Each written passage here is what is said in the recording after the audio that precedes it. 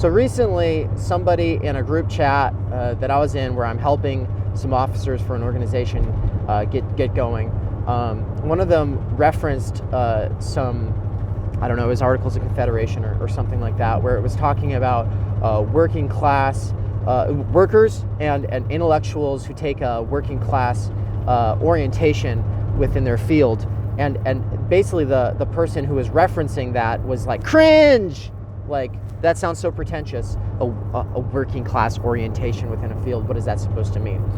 And I realized if that's cringy to him, then that could be cringy to other people. I say that shit, and so I'm not going to stop using it. You can cringe away all you like, but maybe it's less cringy if you understand why people use the metaphor of orientation and a field in the first place. It's a very brief philosophy of science series of concepts. It's really just metaphors. But some people just don't like metaphors at all.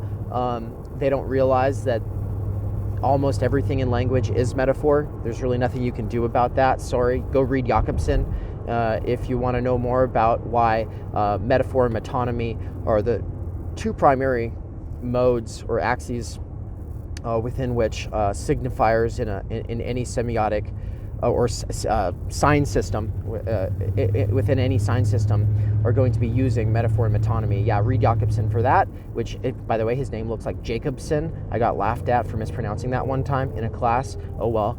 But anyway, so yeah, it's like a 3 or 5 page paper. I'll link it in the description, but it's kind of beside the point. Metaphor is everywhere in language. You can't get out of it. It's important because we understand things through associating them in comparison and contrasting to other things. And so, yeah, the metaphor of field, though, let's break it down. What is this bullshit about taking a standpoint within a field?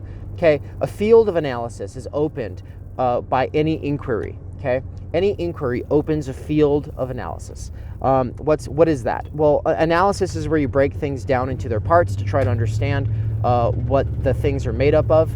A field can be opened in the sense of, like, let's say biology. Biology is a field of inquiry. And what you discover within a field of inquiry, which is the parameters of that field of inquiry are set by specific types of questions. Certain levels of analysis will be the defining criteria that make it this field versus that field.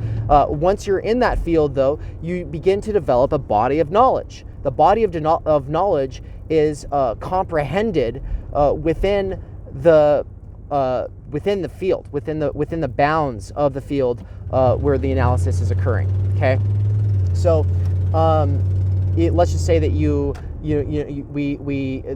the structure of DNA, for instance, is part of the body of knowledge within the field of biology. Okay, so the orientation within a field, though, going with this metaphor, what is the orientation you take within that field? Are you a scientist? Or are you a philosopher of science? Are you what's the depending on what your driving questions or primary motivations are within that field, you might have a different standpoint. Depending on what your standpoint is, you're going to see different things. If you're really just there because you're interested in the scarlet macaw, then you're going to be there for very different reasons and have a very different standpoint from someone who's there because they're interested in human kinesiology, right? So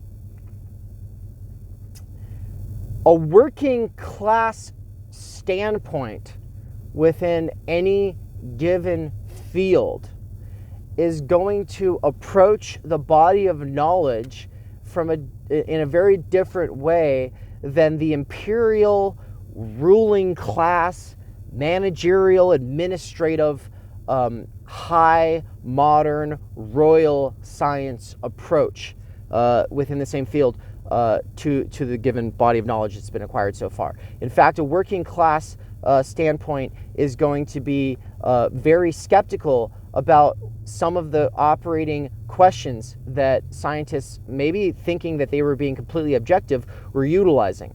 A working class approach will say, whose interests are these questions from the outset serving? What are perhaps more important questions to be asking? A working class perspective is going to be thinking, how is power being served here?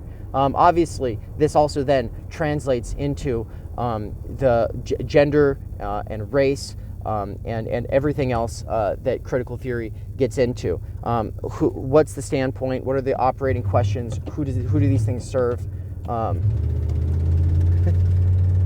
Wow, I just saw the old chair of my philosophy department on the side of the road while he was like waiting for the crosswalk to open up. I'm driving through my old campus right now because I'm actually in